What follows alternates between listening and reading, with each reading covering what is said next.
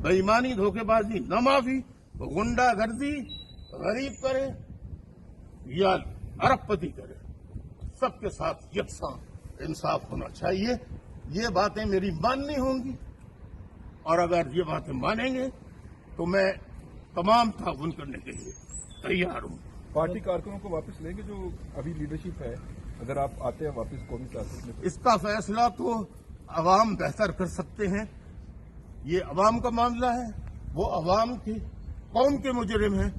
मेरे मुजरिम होते तो मैंने एक दफा माफ करके देख चुका हूं, उसका अंजाम अच्छा नहीं निकला। अब कौम का फैसला है, कौम फैसला करेगी।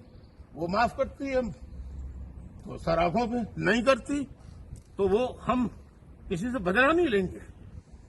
खुदा हाफिज। अता भाई, एक जमाना था कराची में आपकी MQM की, जिसे आप लीड करते थे, आर्यन ग्रिप थी, लेकिन आज की खबर यह है कि अजीजाबाद और वो एरियाज जहाँ पे MQM का रूल होता था वहाँ पीपल्स पार्टी के झंडे लगे हुए हैं और वहाँ पर उस वक्त MQM नजर नहीं आ रही, वहाँ पर पीपल्स पार्टी की आज की लेटेस्ट खबर है कि वहाँ पे हर तरफ पीपल्स पार्टी के झंडे। एक जमाना था राहिल शरीफ साहब चीफ ऑफ आर्मी स्टाफ, जो दुबई में इस वक्त खदमात अंजाम दे रहे हैं, नौकरी कर रहे हैं किराए की फौज की के जनरल की हैसियत से, उनके भी जगह जगह झंडे एक रात को लगे, जतोई साहब के भी लगे थे।